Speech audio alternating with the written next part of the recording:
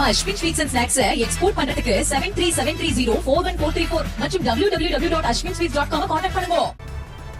கூட்டணி கட்சிகள் போட்டியிடும் தொகுதிகளை அறிவித்த கையோடு மயிலாப்பூர் தொகுதியில் இருந்து பிரச்சாரத்தை தொடங்கிய அதிமுக பொதுச் செயலாளர் எடப்பாடி பழனிசாமி திமுகவை வீட்டுக்கு அனுப்ப வேண்டும் என உறுதியேற்றார்.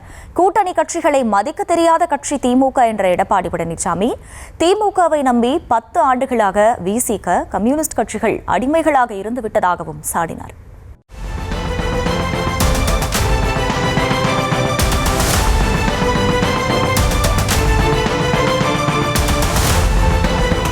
தமிழ்நாடு சட்டமன்ற தேர்தலுக்கான களம் சூடுபிடித்துள்ளது. காலையில் 23 தொகுதிகளுக்கு அதிமுக வேட்பாளர் பட்டியலை அறிவித்த எடப்பாடி பழனிசாமி பிற்பகலில் என்டிஏ கூட்டணியில் யார் யாருக்கு எந்தெந்த தொகுதிகள் என்ற அறிவிப்பை வெளியிட்டார். மேலும் மயிலாப்பூர் தொகுதியிலிருந்து தனது தேர்தல் பிரச்சாரத்தையும் அவர் தொடங்கினார். இன்றைய தினம் தேர்தல் அறிவிக்கப்பட்டு முதலாக மயிலாப்பூர் சட்டமன்ற தொகுதியில் உங்களை சந்திப்பதிலே மிகுந்த மகிழ்ச்சி. கபாலீஸ்வரர் கோவிலில் சுவாமி தரிசனம் செய்த பிறகு பிரச்சாரத்திற்கு புறப்பட்ட எடப்பாடி பழனிசாமிக்கு வழி நெடுகிலும் மலர் தூவி உற்சாக வரவேற்பளிக்கப்பட்டது. அதிமுகவினர் தேங்காயில் கற்பூரம் ஏற்றி திருஷ்டி கழித்தும் துண்டுகளை தலைக்கு மேல் சுழற்றியும் ஆரவாரமாக வரவேற்பளித்தனர்.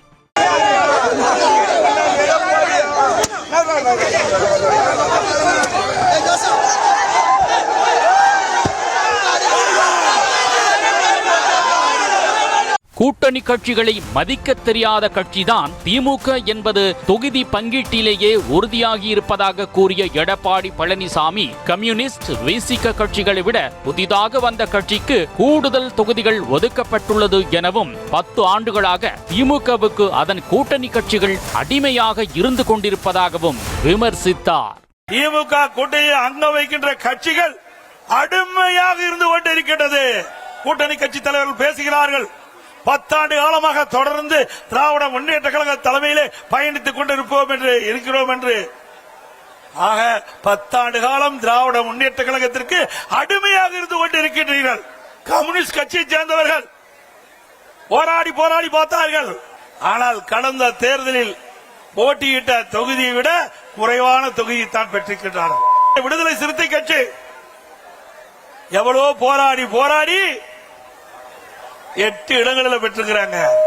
அங்கீகாரம் இல்லாத ஒரு கட்சிக்கு அதிக இடம் கொடுத்திருக்கிறாங்க. இதுதான் திமுக.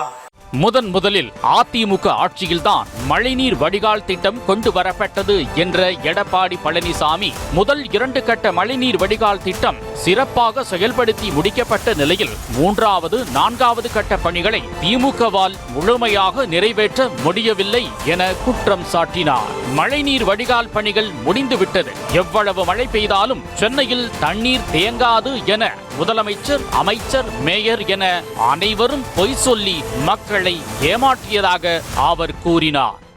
சென்னை மாநகரத்தில் வெறும் மழைதான் பொழிந்தது. எல்லா பக்கமும் எல்லா சாலையிலும் தண்ணீர் தேங்கி இருந்தது. அப்பொழுது ஒரு பெண்மணி சாலையிலே நடந்து கொண்டு சென்று கொண்டிருந்த பொழுது அந்த பெண்மணி சொன்னார், ஸ்டாலின் தான் வந்தாரு, நீச்சல் அடிக்க விட்டார். அப்படிப்பட்ட நிலைமைதான் சென்னை மாநகரத்தில் விளங்கி கொண்டிருக்கிறது.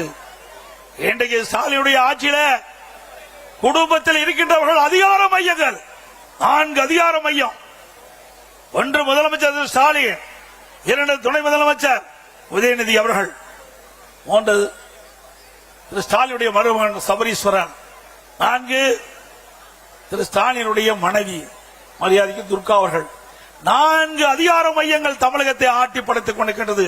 இந்த 4 அதிகார மையங்களுக்கும் முடிவு கட்டுகின்ற தேர்தல் வருகின்ற சட்டமன்ற பொது தேர்தல். 2021 தேர்தலின் போது கல்வி கடன் ரத்து செய்யப்படும், நீட் தேர்வு ரத்து செய்யப்படும் என விதவிதமாக சொல்லி மக்களை நம்ப வைத்து ஏமாற்றியவர்கள் திமுகவினர் என்ற இபிஎஸ் மக்களை பற்றி சிந்திப்பதை விட்டுவிட்டு எந்த நேரமும் குடும்பத்தை பற்றியே சிந்தித்து குடும்பத்திற்காகவே திட்டங்களை தீட்டிக் கொண்டிருப்பதுதான் திமுக ஆட்சி என கடுமையாக சாடினார். திமுக ஆட்சி குடும்பத்திற்காக திட்டங்களை போட்டுக் கொண்டிருக்கின்றார்கள்.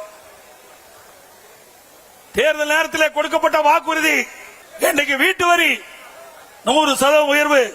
இங்க இருக்கிற வீடு என்றால் 1000 ரூபாய்க்கு வரி செலுத்திக் கொண்டிருந்தால் இப்பொழுது 2000 ரூபாய் திமுக ஆட்சியிலே வரி செலுத்த வேண்டும். 100%, 150%, ஆண்டுக்கு 6% உயர்த்தப்பட்டு சொன்னால் அந்த மக்கள் எப்படி பிழைப்பார்கள்? தலை மீது இவ்வளவு பெரிய வரி சுமை சுமத்திய அரசாங்கம் திமுக அரசு.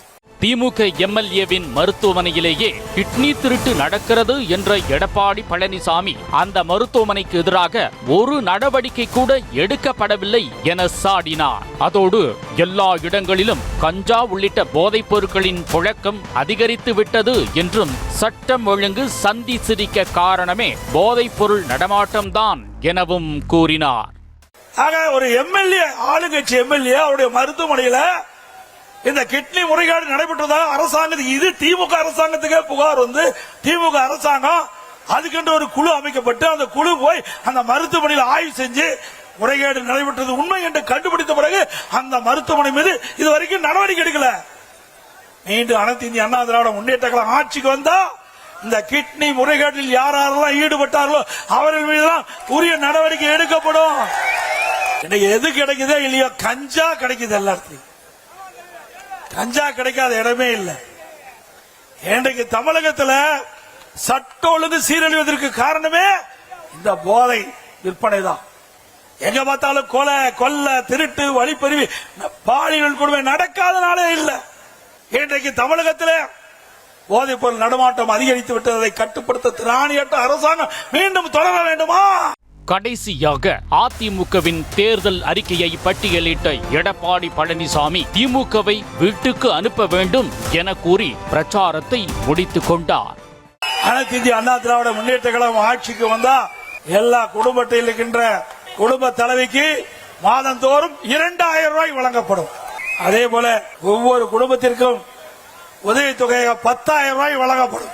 நகர பேருந்தில் தற்போது பெண்கள் கட்டணம் இல்லாமல் பயணம் செய்கின்றார்கள். அதே போல அதிமுக ஆட்சிக்கு வந்த பிறகு ஆண்களும் நகர பேருந்திலே கட்டணம் இல்லாமல் பயணம் செய்யலாம். குடும்ப அட்டைதாரருக்கு ஃப்ரிட்ஜ் வழங்கப்படும். அதிமுக ஆட்சி வந்தவுடனே விலையில்லா பருப்பு, விலையில்லா எண்ணெய் வழங்கப்படும், சமையல் எண்ணெய். பெண்கள் வேலைக்கு செல்வதற்கும் வேலை முடிந்த பிறகு பணி முடிந்த பிறகு வீடு திரும்புவதற்கும் ஒவ்வொரு அம்மா இருசக்கர வாகனம் வாங்குறதுக்கு 25,000 ரூபாய் மானியம் வழங்கப்படும். ஆட்டோ ஓட்டுகின்றவர்கள் ஆட்டோ சங்கத்தில் பதிவு செய்யப்பட்டு புதிய ஆட்டோ வாங்கினா 75,000 ரூபாய் மானியம் கொடுக்கப்படும். முதியோர் உதவித்தொகை உயர்த்தி வழங்கப்படும் 2,000 ரூபாயாக. இன்றைக்கு ஒவ்வொரு குடும்பத்திற்கும் அதிமுக ஆட்சி வந்த பிறகு 3 கேஸ் சிலிண்டர் மானியமாக வழங்கப்படும்.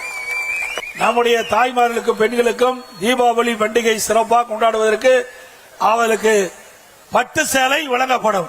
படித்த இளைஞர்கள் வேலை வாய்ப்பிலே பதிவு செய்யப்பட்டு பணி கிடைக்காமல் இருக்கின்ற நம்முடைய இளைஞர் சகோதரர்களுக்கு மாதந்தோறும் பட்டப்படிப்பு படித்தவர்களுக்கு 2,000 ரூபாய் வழங்கப்படும். பிளஸ் 2 படித்தவர்களுக்கு 1000 ரூபாய் வழங்கப்படும். இன்றைக்கு சாலை ஓரமாக நடைபாதை கடை நடத்துகின்றவர்கள் கூட்டுறவு சங்கத்திலே வாங்கிய கடன் முழுவதும் தள்ளுபடி செய்யப்படும். மாற்றுத்திறனாளிகள் கூட்டுறவு சங்கத்திலே வாங்கிய கடன் முழுவதும் தள்ளுபடி செய்யப்படும்.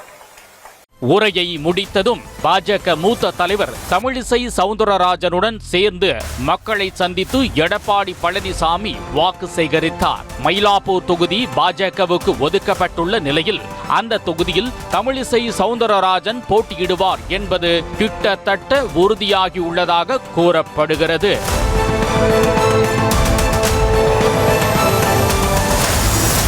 நம்ம Ashwin sweets and snacks export பண்றதுக்கு 7373041434 மற்றும் www.ashwinsweets.com கான்டாக்ட் பண்ணுங்க.